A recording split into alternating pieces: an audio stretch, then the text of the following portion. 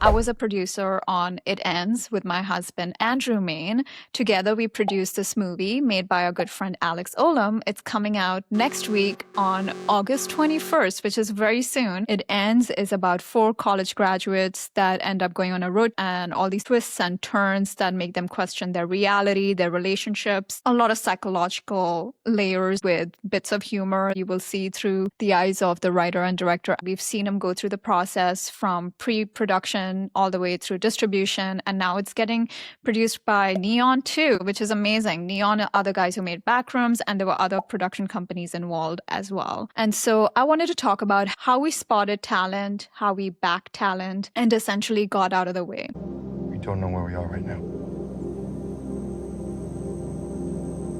I don't know of any roads that drive for 6 hours.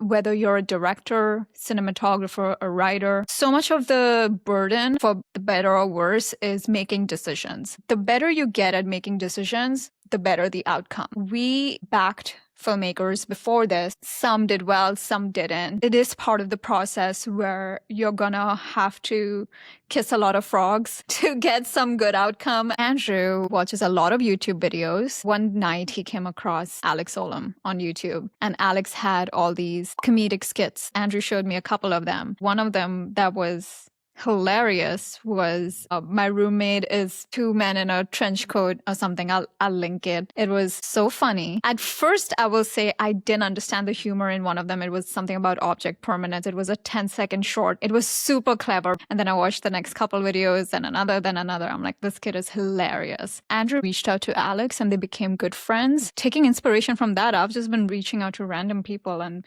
becoming friends with them online, which is a story for another time. That might be creepy too. Andrew asked him next time, hey, if you're making a bigger project, let us know. We'd be curious to hear what you're up to. And next thing, we met up at a Korean barbecue restaurant with Carrie, who is also a producer on the movie. And so he told us about this horror feature he's writing. I grew up in India. I directed a bunch of Bollywood music videos, and then I moved over here and ended up directing and writing a lot of horror short films. So when I heard that Alex was writing a feature, it was super exciting to hear. And his premise was great. Everything was great. I mean, we weren't having any doubts in terms of his capabilities. But that dinner, I feel, was an imperative moment for us to get to hear his idea and get to know Alex better.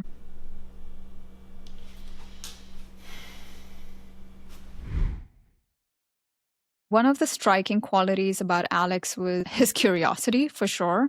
But I guess it was his integrity. And I could tell that he was passionate about his project and what he wanted to make. It's something, like I said earlier, it's based on intuition. If you can spot talent, great.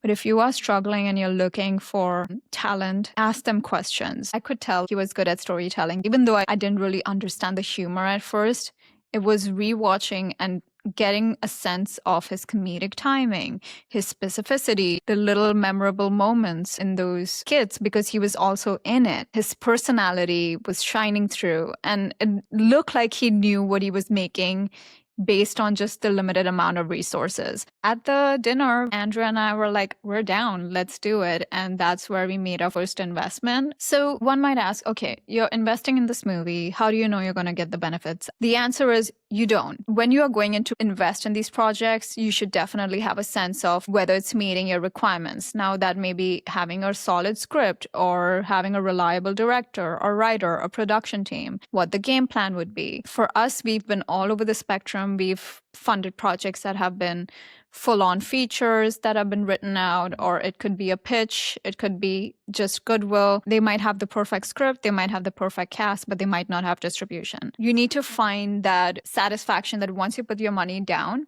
to help this person, you have to just let the process go on its own. If you are more involved, that's fine. That's a totally different process. We want this, we want that. That is not our MO. Our MO is, okay, if we find talent, let's support them, but let's get out of their way. And that's what we did with Alex. We weren't expecting anything in return. We just went in trusting the people that were part of the project and just staying supportive over a long period of time. So when you produce, yes, you expect the rewards, but there are duties that come with it. So The little part that we played, we wanted to be as useful, as resourceful as possible, and as helpful as possible. We are more about how can we help you beyond this monetary support and anything else, especially for up and coming directors. You want to let them do their thing. We've dealt with projects where we've had to check on directors, and it's been stressful to say the least, but you learn these lessons. And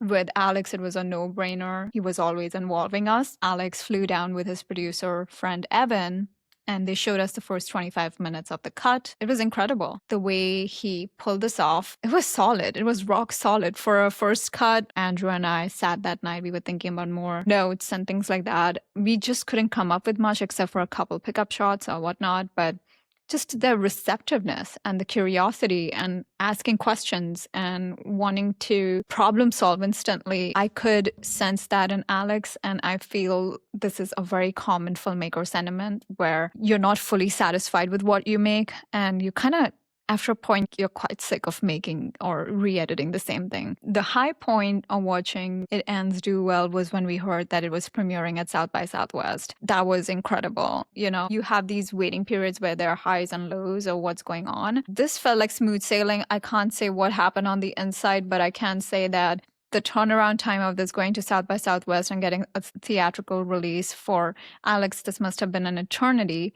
But for us as producers, this was quite fast. So watching this go get validated at such a big film festival and then go to Fantasia and all these other festivals around the world is a dream come true. Getting its own niche fan base, it's cultic, it's creating its own culture. You're realizing that the small movie that you once invested in has become so much bigger and is living beyond. If you're a filmmaker, you're going to be judged. You're going to go through a lot of bad versions of your work until you're actually somewhat satisfied. So I would say don't lose hope. Keep iterating your work. Keep making more stuff. Keep pushing. Don't lose that sense of curiosity. Have integrity. For producers, my advice would be learn to spot talent sooner. It's a difficult thing to do. And help other people. Even if you're not getting credit on it, just helping other people will sharpen your saw. Here's a bad example. My husband and I play this Scrabble game on our TV. When the last move comes up and we know we have enough points, I look over at him and I'm like, why don't you just play whatever? We won the game. And his response every time is, I just want to try. I want to try to get as many points as I can get from this word or whatever. And that trains my brain to think harder and stronger and get better at it. Even though we played a small role and our names are on the poster, which is nuts, we just took chances. You take chances on people, 9 times out of 10, you're probably going to regret it. But you want to get the quality decisions higher and higher. So it goes from 9 out of 10 to 8 out of 10. So all this to say, Alex made the movie.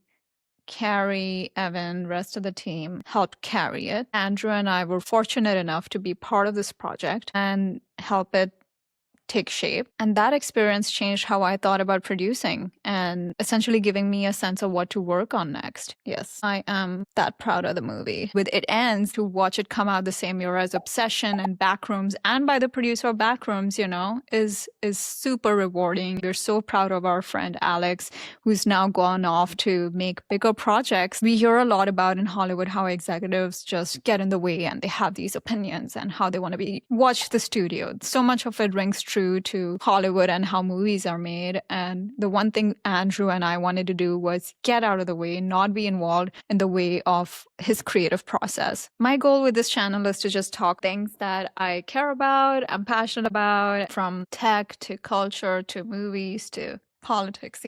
I do yap a lot, so we'll see where this goes. It Ends is out on August 21st, so give it a go. Let me know what you think, and if you have any questions, leave it in the comments. My name is Rush, and this is The Rush Cut. Bye!